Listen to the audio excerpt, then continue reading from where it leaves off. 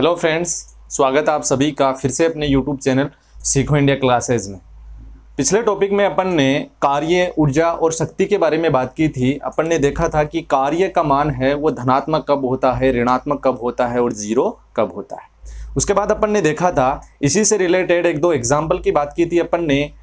उसके बाद आज अपन बात करते हैं एनर्जी के बारे में या ऊर्जा के बारे में। तो ऊर्जा की अगर अपन बात करें तो ऊर्जा क्या होती है? ऊर्जा या एनर्जी कार्य करने की जो क्षमता होती है उसको क्या कहते हैं? ऊर्जा कहते हैं। सिंपल से डेफिनेशन की अगर अपन बात करें तो ऊर्जा क्या होती है? कार्य करने की क्षमता। कार्य करने की क्षमता को क्या कहते हैं? अपन ऊर्जा कहते हैं। ऊर्जा के कई रूप हैं। ऊर्जा की अगर अपन बात करें, जैसे ऊर्जा के कई रूप है, जैसे नाभिकीय ऊर्जा है, चुंबकीय ऊर्जा है, विद्युत ऊर्जा है, प्रकाशीय ऊर्जा है, उष्मीय ऊर्जा है और अपन यांत्रिक ऊर्जा है, स्थितिज ऊर्जा है, गतिज ऊर्जा है। जितनी भी ऊर्जा के कई प्रकार हैं और ऊर्जा के प्रकारों की अगर अपन बात करें, सभी प्रकार की जो ऊर्जाएं होती है उनका मात्रक क्या होता है? ये बात एक ही बात दिमाग में बिठा लो कि सभी प्रकार की ऊर्जाओं का मात्रक क्या होता है? जूल होता है। मात्रक क्या है भाई? सभी प्रकार की ऊर्जाओं का जूल। ठीक है। ऊर्जा की कोई दिशा थोड़ी होती है। ऊर्जा की अगर मैं बात करूं कि ऊर्जा की कोई दिशा नहीं होती, मतलब दिशा नहीं होती, तो ये कैसी राशि है? अदिश राशि। सभी प्रकार की ऊर्जाएं कैसी है? अदिश राशि है। ऊर्जाओं के प्रकार की अगर अपन बात करें तो अपन लिख सकते हैं नाभिकीय ऊर्जा,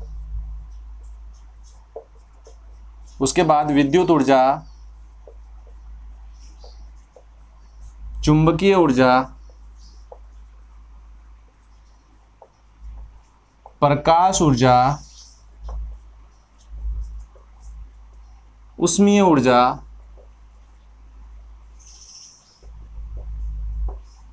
और इसी में और रासायनिक ऊर्जा है। कई प्रकार के ऊर्जा के रूप है। ठीक है। तो कार्य करने की जो क्षमता होती है वो क्या है?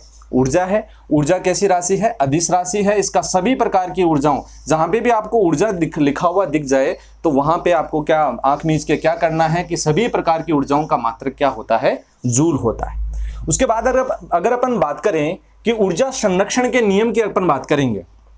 ऊर्जा संरक्षण का प्रथम नियम आपने सबने पढ़ा है छोटी क्लासों में। क्या था? ऊर्जा संरक्षण का प्रथम नियम यह कहता है, क्या कहता है कि ऊर्जा को ना तो बनाया जा सकता है और ना ही नष्ट किया जा सकता है, केवल एक रूप से दूसरे रूप में परिवर्तित किया जा सकता है। मतलब कि ऊर्जा का कभी भी नष्ट नहीं किया जा सकता, एक रूप से दूसरे रूप में ऊर्जा को क्या करते हैं? अपन परिवर्तित करते हैं। मतलब ऊर्जा संरक्षण का नियम।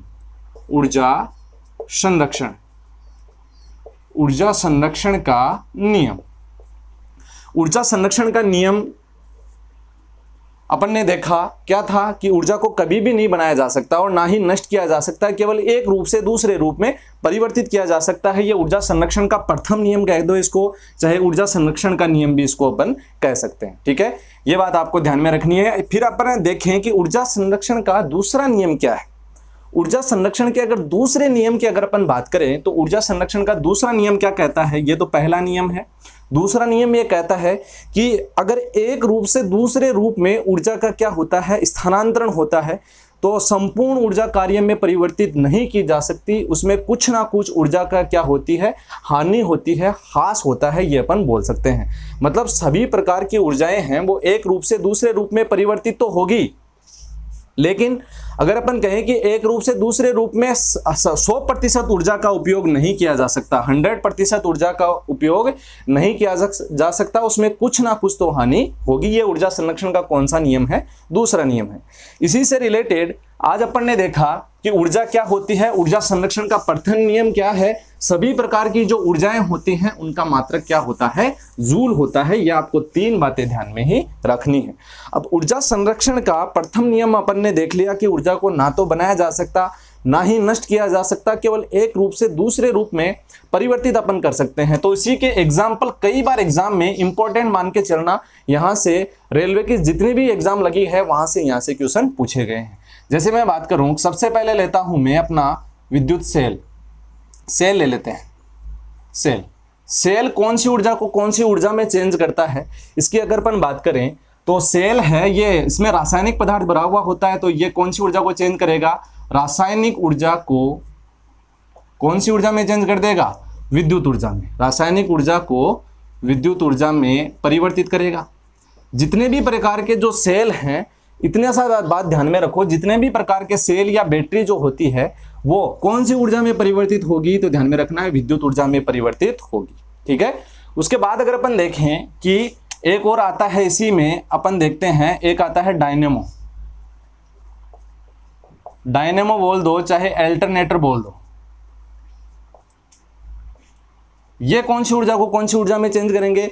तो जब डायनेमो को अपन घुमाते हैं, मतलब यांत्रिक ऊर्जा हो गई, तो यांत्रिक ऊर्जा को किस में चेंज करेगा? ये विद्युत ऊर्जा में। यांत्रिक ऊर्जा को किस में परिवर्तित कर देगा? ये विद्युत ऊर्जा में। यही अपन देखें कि अपना जो विद्युत मोटर जो होती है, सभी के घरों में विद्युत मोटर है। विद्युत मोटर कौन सी ऊर्जा को कौन सी ऊर्जा में चेंज करती है, ऐसे पूछा जाता है। तो विद्युत मोटर है, उसमें अपन विद्युत धारा प्रवाहित करते हैं, तो विद्युत धारा प्रवाहित करेंगे तो उसमें कौन सी ऊर्जा में चेंज हो जाएगी? वो यांत्रिक ऊर्जा में। तो विद्युत जो मोटर होती है उसमें विद्युत धारा यानी कि विद्युत ऊर्जा को ये कन्वर्ट करेगा किस में? यांत्रिक ऊर्जा में। यांत्रिक ऊर्जा में। ये बात हुई यहां से क्लियर। उसके बाद एक दो एग्जाम्पल और बचते हैं। जैसे बेसिक से अपन समझे कि अपना जो विद्युत बल्ब होता है वो क्या करता है? बल्ब की बात करें, बल्ब, विद्युत बल्ब की बात हो रही है। विद्युत बल्ब कौन सी ऊर्जा को चेंज करेगा? अरे उसमें अपन विद्युत धारा ही तो प्रवाहित करते हैं, तो विद्युत ऊर्जा को वो किस में चेंज करेगा? वो प्रकाश ऊर्जा में परिवर्तित करता है, प्रकाश ऊर्जा में। उसी के बाद आता है अपना photovoltaic cell. Photovoltaic cell. Photovoltaic जो सेल होता है वो सूर्य की प्रकाश की जो किरणें होती है उनको अवशोषित करके उनको विद्युत ऊर्जा में परिवर्तित करता है। तो ये कौन सी ऊर्जा को चेंज करेगा? ये प्रकाश ऊर्जा को। ध्यान में रखना, प्रकाश इस पे पड़ेगा। अरे अपनी सोलर प्लेटें नहीं होती क्या, सिलिकॉन और जर्मेनियम की बनी हुई काली प्लेटें, जो सूर्य ऊर्जा को या प्रकाश ऊर्जा को किस में चेंज कर देती है? विद्युत ऊर्जा में। वो कौन सा है? Photovoltaic cell. प्रकाश ऊर्जा को ये चेंज करेगा किस में? विद्युत ऊर्जा में। ठीक है। उसके बाद बात आती है कि इसी में जैसे मान लो कि अपन बोलते हैं माइक्रोफोन। माइक्रोफोन की अगर अपन बात करें, माइक्रोफोन, माइक्रोफोन में अपन बोलते हैं तो बोलने वाली कौन सी ऊर्जा होगी? ध्वनि ऊर्जा। तो ध्वनि ऊर्जा को किस में चेंज कर देगा? ये ध्वनि ऊर्जा को रिसीवर तक भेजता है, तो रिसीवर में कौन सी ऊर्जा है? विद्युत ऊर्जा। तो ध्वनि ऊर्जा को विद्युत ऊर्जा में चेंज करने का काम कौन करता है? ये अपना माइक्रोफोन। उसी के बाद एक और आता है इसमें लाउड स्पीकर। लाउड स्पीकर, जो लाउड स्पीकर जो होता है आपने सबने देखा है, वो अपनी जो आवाज होती है उसको एम्पलीफाई करके अपने को वापस लौटाता है। तो लाउड स्पीकर कौन सी ऊर्जा को कौन सी ऊर्जा में चेंज करेगा? तो ये चेंज करेगा जितनी भी विद्युत ऊर्जा इसको मिलेगी, तो विद्युत ऊर्जा को ये वापस एम्पलीफाई करके किस में चेंज कर देगा? ध्वनि ऊर्जा में। किस में चेंज कर देगा? ध्वनि ऊर्जा में। ठीक है। इस प्रकार से अपन समझ सकते हैं कि अपन ने ऊर्जा संरक्षण का प्रथम नियम देखा, फर्स्ट नियम या फर्स्ट लॉ की बात कर रहे हैं अपन। उसके अनुसार मैंने बोला कि ऊर्जा को ना तो बनाया जा सकता, ना ही नष्ट किया जा सकता, केवल एक रूप से दूसरे रूप में परिवर्तित किया जा सकता है। उसी के अनुसार अपन ने देखा कि अपना जो विद्युत सेल है, यहां पे लिख देता हूं मैं विद्युत सेल। विद्युत सेल है वो कौन सी ऊर्जा को कौन सी ऊर्जा में चेंज करेगा? तो अपने को ध्यान में रखना है कि जो विद्युत सेल है वो रासायनिक ऊर्जा को किस में चेंज करता है? विद्युत ऊर्जा में। अगर इसी में अपने को दे दे, विद्युत सेल की जगह अपने को दे दे भाई बैटरी, विद्युत बैटरी ले लो, चाहे बैटरी ले लो, चाहे सीसा संचायक सेल, द्वितीयक सेल भी इसको अपन बोल सकते हैं। तो बैटरी क्या करता है? तो ये क्या करती है? रासायनिक ऊर्जा जो होती है, रासायनिक ऊर्जा को पहले ये चेंज करेगा विद्युत ऊर्जा में, और विद्युत ऊर्जा को वापस चेंज करेगा रासायनिक ऊर्जा में। यही बैटरी काम करती है। समझ में आई बात? अरे अपनी जो बैटरी होती है घरों में, एक बार तो उसको चार्ज करते हैं अपन, चार्ज करते हैं तो जो विद्युत ऊर्जा है वो किस में चेंज हो गई? रासायनिक ऊर्जा में। फिर उसको अपन काम में लेते हैं, तो काम में लेते टाइम क्या करती है? वही रासायनिक ऊर्जा वापस किस में चेंज हो जाती है? विद्युत ऊर्जा में। तो मतलब अपन बोल सकते हैं कि जो बैटरी होती है वो रासायनिक ऊर्जा को विद्युत ऊर्जा में भी चेंज करती है, और विद्युत ऊर्जा को रासायनिक ऊर्जा में भी चेंज करने का काम कौन करती है? बैटरी करती है। उसके बाद अपन ने देखा कि विद्युत सेल क्या करता है? रासायनिक ऊर्जा को विद्युत ऊर्जा में कन्वर्ट करता है। डायनेमो या अल्टरनेटर अपन ने देखा कि यांत्रिक ऊर्जा, अरे डायनेमो को अपन घुमाते हैं तो वो कौन सी ऊर्जा निकलती है उससे, विद्युत ऊर्जा, ठीक है। उसके बाद विद्युत मोटर है, विद्युत मोटर क्या करेगा, तो विद्युत ऊर्जा को यांत्रिक ऊर्जा में, अपने को विद्युत मोटर घरों में सबके हैं, उसको अपन विद्युत धारा प्रवाहित करते हैं तो मोटर घूमने लग जाती है, तो घूमने वाली ऊर्जा कौन सी है, यांत्रिक ऊर्जा। तो विद्युत ऊर्जा किसमें चेंज हो गई, यांत्रिक ऊर्जा में, ठीक है। उसके बाद विद्युत बल्ब है अपना, बल्ब क्या करता है, उसको विद्युत धारा प्रवाहित करते हैं तो क्या प्रकाश उत्पन्न करता है, तो विद्युत ऊर्जा किसमें चेंज हो रही है, प्रकाश ऊर्जा में, ठीक है। इसी में अपने को दे दे यहां पर कि अपना जो विद्युत प्रेस है, विद्युत प्रेस या इस्त्री जिसको अपन बोल सकते हैं, घरों में सब काम में लेते हैं, ये कौन सी ऊर्जा को कौन सी ऊर्जा में चेंज करेगा, तो विद्युत ऊर्जा को उष्मीय ऊर्जा में चेंज करेगा। उसमें विद्युत धारा प्रवाहित करते हैं अपन प्रेस में, तो विद्युत ऊर्जा को किसमें चेंज कर देगा, ये विद्युत ऊर्जा को उष्मीय ऊर्जा में। गर्म हो जाता है थोड़ी देर में, उसके अपन इस्त्री या प्रेस करते हैं तो उष्मीय ऊर्जा में ये चेंज हो जाएगा, ठीक है। तो यह फोटोवोल्टिक जो सेल होता है उसके बारे में अपन ने देखा कि जो प्रकाश ऊर्जा है, सूर्य से आने वाली जो प्रकाश ऊर्जा है उसको किसमें चेंज कर देता है, विद्युत ऊर्जा में। कौन करता है, फोटोवोल्टिक सेल।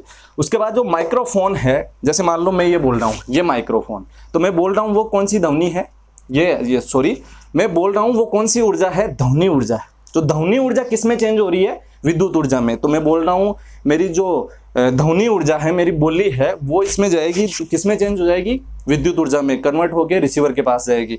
अब जो माइक्रोफोन लाउड स्पीकर है, लाउड स्पीकर क्या करता है, आवाज को एम्पलीफाई करता है, उसमें कौन सी धारा अपन देते हैं, कौन सी ऊर्जा उसको देते हैं, विद्युत ऊर्जा। विद्युत ऊर्जा किसमें चेंज हो जाएगी, ध्वनि ऊर्जा में कन्वर्ट हो जाएगी।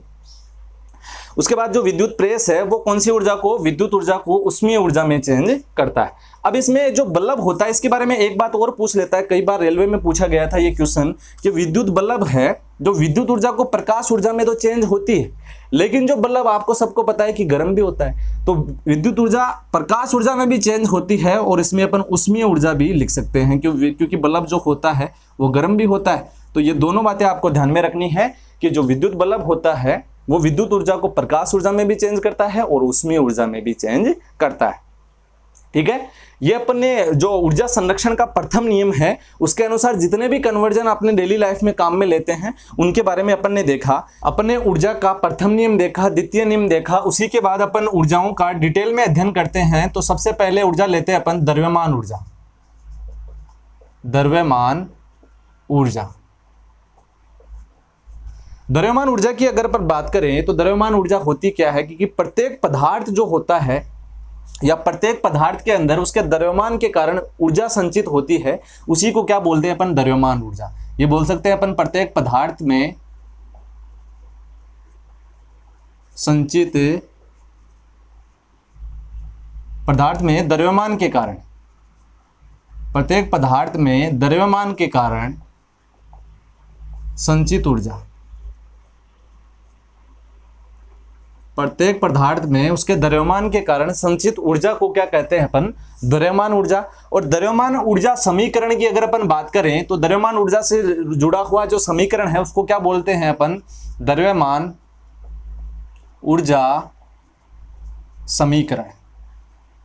ये इंपॉर्टेंट है भाई, द्रव्यमान ऊर्जा समीकरण आपको फिजिक्स की कितनी भी बुक्स हैं उनके फ्रंट पेज पे E=mc² लिखा हुआ दिख जाएगा। वही क्या है, द्रव्यमान ऊर्जा समीकरण। E= क्या होता है, mc²। ये आपको फॉर्मूला रटना है। ये किसने निजात किया था या किसने बताया था इसके बारे में, तो एल्बर्ट आइंस्टाइन ने। एल्बर्ट आइंस्टाइन, एल्बर्ट आइंस्टाइन ने सबसे पहले E=mc² के बारे में बताया कि प्रत्येक जो पदार्थ होता है उसके जो द्रव्यमान होता है उसके कारण जो संचित ऊर्जा को क्या कहते हैं अपन, द्रव्यमान ऊर्जा। इसी के बारे में ई क्या है यहां पर, तो इसके बारे में पदार्थ की ऊर्जा, ठीक है। एम क्या है यहां पर, एम की बात करें तो एम क्या है, पदार्थ का द्रव्यमान, पदार्थ का द्रव्यमान। और अगर सी की बात करें यहीं से तो सी क्या है, सी है यहां पे प्रकाश का वेग।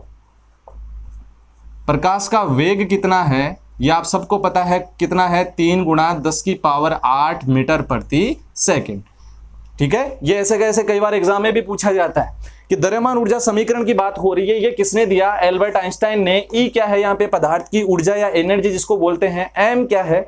पदार्थ का द्रव्यमान। सी क्या है? प्रकाश का वेग कितना होता है? 3 × 10⁸ मीटर प्रति सेकेंड।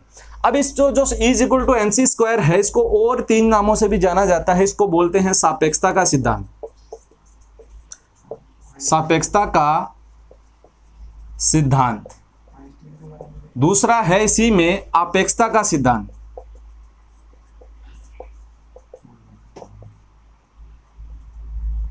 और तीसरा इसी को बोलते हैं थ्योरी ऑफ रिलेटिविटी। इसी का जो द्रव्यमान ऊर्जा समीकरण है, द्रव्यमान ऊर्जा समीकरण के 3 नाम और बताए अपन ने। पहला बताया सापेक्षता का सिद्धांत, दूसरा है आपेक्षता का सिद्धांत और तीसरा है थ्योरी ऑफ रिलेटिविटी। इन्हीं के नाम से इनको पूछा जाता है कि थ्योरी ऑफ रिलेटिविटी का फॉर्मूला क्या है। तो सीधा ध्यान में रखना है अपने को, क्या है? E = mc²। ये किसने दिया था? एल्बर्ट आइंस्टाइन ने। जो एल्बर्ट आइंस्टाइन है, ये आप सबको पता है कि अपना जो साइंस है उसमें कई बार इनको जिक्र मिलता है। ये सबसे बड़े वैज्ञानिकों के तौर पे उभर के आए थे। इन्होंने कई खोजें की है। उन्हीं के बारे में जो ऊर्जा पैकेट्स है उनके बारे में, जो अपना सोलर सेल है उसके बारे में कई ऐसी खोजें की इन्होंने। सबसे महान जो अपना आधुनिक भौतिक विज्ञान है उसका जनक भी किसको बोला जाता है? एल्बर्ट आइंस्टाइन को। और एल्बर्ट आइंस्टाइन के बारे में आपको कई बार रोचक तथ्य भी देखने को मिलते हैं कि उनका जो मस्तिष्क है उनको आज भी एक लैब में सुरक्षित रखा गया है। उस पर कई रिसर्च होते हैं कि उनके ब्रेन में ऐसा क्या था। इसी में आगे बढ़ते हैं अपन कि अपना द्रव्यमान ऊर्जा समीकरण अपन ने देखा, द्रव्यमान ऊर्जा के बारे में अपन ने बात की। इसी के बाद अपन देखते हैं प्रकाश ऊर्जा क्या होती है। आप सब जानते हैं सोलर ऊर्जा जिसको बोलते हैं, सूर्य ऊर्जा या प्रकाश ऊर्जा के बारे में, या फिर बोल देते हैं अपन प्रकाश ऊर्जा। प्रकाश ऊर्जा के बारे में 2 ही बातें आपको ध्यान में रखनी है कि अपना जो सूर्य है वो सूर्य ऊर्जा या सोलर ऊर्जा का या प्रकाश ऊर्जा का सबसे बड़ा स्रोत है जो कभी भी नष्ट नहीं होगा। सीधा सा बात ध्यान में रखनी है। और अपना जो सूर्य होता है उसमें हाइड्रोजन की 2 ही जो तत्व होते हैं उसमें पाए जाते हैं। तो हाइड्रोजन, एक होता है हीलियम। हाइड्रोजन क्या प्रतिशत होता है? 71% के लगभग, और बाकी बचा हुआ हीलियम और 1-2% कोई नॉर्मल गैसेस और बच जाती है। तो प्रकाश ऊर्जा के बारे में एक ही बात कि सूर्य प्रकाश ऊर्जा का सबसे बड़ा स्रोत है जो कभी भी नष्ट नहीं होगा। आजकल जो अपना रिन्यूएबल एनर्जी सोर्सेज हैं उनमें प्रकाश ऊर्जा को विद्युत ऊर्जा में चेंज करके अपनी सोलर सेलों से एक नई क्रांति की घोषणा हुई है। नई क्रांति आ रही है कि अपना विद्युत ऊर्जा का सबसे ज़्यादा बिना बिल के उपयोग किया जा रहा है प्रकाश ऊर्जा के तौर पर विद्युत ऊर्जा में बदलने के बाद। ठीक है, उसी के बाद अगर अपन बात करें इसी में 1-2 बातें, अपना उष्मीय ऊर्जा है। तो उष्मीय ऊर्जा क्या होती है? आप सबको पता है कि पदार्थ के अणुओं की गति के कारण जो ऊर्जा उत्पन्न होती है उष्मीय ऊर्जा कहते हैं। अपन रगड़ते हैं हाथों को तो उसमें ऊष्मा उत्पन्न होती है, वो भी क्या है? उष्मीय ऊर्जा है। और अपना सूर्य का ताप जो पृथ्वी पे पहुंचता है वो विकिरणों के कारण पहुंचता है। ये सभी विकिरणों में अपन ने उष्मीय ऊर्जा के बारे में अपन ने हीट और टेम्परेचर में पढ़ लिया था। उसके बाद अगर अपन बात करते हैं तो इसी में एक एनर्जी और आती है, उसको डीप में अपन पढ़ते हैं, आती है यांत्रिक ऊर्जा। यांत्रिक ऊर्जा, तो यांत्रिक ऊर्जा क्या होती है? यांत्रिक ऊर्जा का सीधा सा फॉर्मूला आपको ध्यान में रखना है कि गतिज ऊर्जा और स्थितिज ऊर्जा का योग। गतिज ऊर्जा, इसको लिख लेते हैं, यांत्रिक ऊर्जा बराबर क्या होती है? गतिज ऊर्जा प्लस स्थितिज ऊर्जा।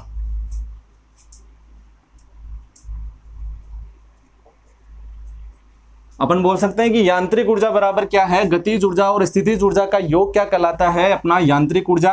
और अगर इसी में अगर 1-2 फॉर्मूला और पूछा गया था रेलवे में कि कौन सा सही है कौन सा गलत है, अगर इसी में अपने को दे दे कि गतिज ऊर्जा बराबर क्या हो जाएगा, तो ये गतिज ऊर्जा यहाँ पे, स्थितिज ऊर्जा यहाँ पे प्लस में है, इधर आके किसकी हो जाएगी? माइनस की हो जाएगी। तो अपन बोल सकते हैं कि यांत्रिक ऊर्जा में से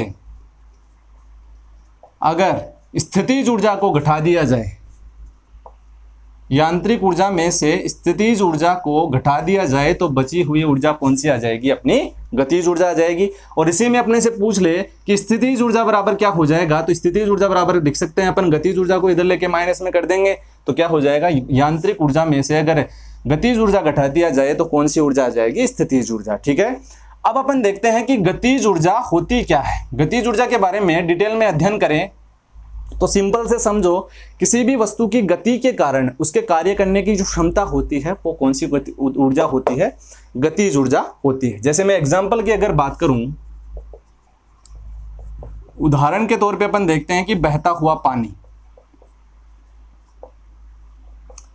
बहता हुआ पानी, पानी बह के आ रहा है, गति करके आ रहा है, तो गति के कारण जो ऊर्जा उत्पन्न होगी कौन सी ऊर्जा है? गतिज ऊर्जा। उसके बाद अपन बोल सकते हैं कि चलती हुई बस,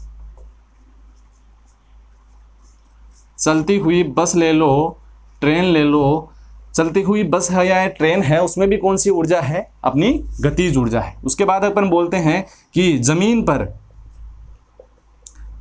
पर दौड़ लगाता हुआ लड़का, जमीन पर दौड़ लगाता हुआ लड़का कौन सी ऊर्जा है? तो अपन बोल सकते हैं कौन सी ऊर्जा है? गतिज ऊर्जा है। आपने को एक दो एग्जांपल इसी में, जैसे घूमता हुआ पंखा, तो कौन सी घूम रहा है? गति कर रहा है, तो गति के कारण जो ऊर्जा उत्पन्न होगी उसको क्या बोलेंगे अपन? गतिज ऊर्जा। ये एग्जांपल के तौर पे अपने को ध्यान में रखना है। उसके बाद अगर अपन बोले कि मैथमेटिकली टर्म्स में अपन देखें, फिजिक्स में घुसे थोड़ा, तो गतिज ऊर्जा होती क्या है? ठीक है, अगर किसी वस्तु का द्रव्यमान m है, वस्तु का द्रव्यमान, अगर किसी वस्तु का द्रव्यमान m है और वह v वेग से गतिशील है, और वह v वेग से गतिशील है, किसी वस्तु का द्रव्यमान m है और वो v वेग से गतिशील है, तो गतिज ऊर्जा बराबर क्या हो जाएगा? तो गतिज ऊर्जा, या फिर इसको क्या बोल सकते हैं अपन? Kinetic energy. ये क्या हो जाएगी? Kinetic energy. इसका सूत्र होता है 1/2 mv²। ये आपको ऐसे का ऐसे याद ही करना है कि अपनी गतिज ऊर्जा या काइनेटिक एनर्जी का सूत्र क्या होता है? 1/2 mv²। वस्तु का द्रव्यमान क्या है? यहाँ पर m है, v क्या है? वस्तु का वेग। मैंने बोला कि कोई भी वस्तु है उसका द्रव्यमान या वजन अगर m है और वह है v वेग से गतिशील है, तो वस्तु की गतिज ऊर्जा क्या हो जाएगी? तो अपने को ध्यान में रखना है 1/2 mv²। ये आपको याद ही करना है। उसके बाद इससे रिलेटेड एक दो एग्जाम्पल एग्जाम में पूछे जाते हैं। उसकी अगर अपन बात करें तो अपने को अगर क्वेश्चन दे दिया जाए यहीं से, किसी वस्तु का, अगर कोई वस्तु है वो गतिशील है और उसका वेग अगर 2 गुना कर दिया जाए, ये पूछा जाता है कि कोई वस्तु है, या कार ले लो, चलो, कार का वेग 2 गुना कर दिया जाए तो उसकी गतिज ऊर्जा कितने गुना हो जाएगी? ये अपने को क्वेश्चन दे दिया जाए कि कार का वेग अगर 2 गुना कर दिया जाए, ठीक है, कार का वेग 2 गुना कर दिया जाए तो उसकी गतिज ऊर्जा कितने गुना हो जाएगी? तो अपन लिख सकते हैं कि काइनेटिक एनर्जी बराबर क्या होता है? 1/2 mv²। अगर वेग 2 गुना कर रहा है तो पहले तो था v, अब कितना हो गया? 2v। ठीक है, अब देखते हैं इसकी जगह अगर 1/2 ऐसे का ऐसे, m की जगह m और v की जगह क्या रख देंगे? 2v का क्या हो जाएगा? स्क्वायर हो जाएगा। तो अपन लिख सकते हैं कि काइनेटिक एनर्जी बराबर 1/2 आ गया, m आ गया और यहाँ पे 4v² आ गया। ठीक है, यहां से निकाल लें अपन। अगर इसी में काइनेटिक एनर्जी 1/2 mv² होता है तो 1/2 m ले लिया अपन ने और ये अपन ने निकाल लिया v², ये पूरा का पूरा बाहर निकाल लिया, तो बच गया क्या? यहाँ पे 4। तो अपन बोल सकते हैं कि पहले काइनेटिक एनर्जी थी वो कितनी हो गई? अब 4 गुना हो गई। ठीक है, तो अपन बोल सकते हैं कि कार का वेग 2 गुना कर दिया जाए तो गतिज ऊर्जा कितने गुना हो जाएगी? तो ध्यान में रखना कितने गुना हो जाएगी? 4 गुना हो जाएगी। यह आपको एग्जाम्पल के तौर पर ध्यान में रखना है।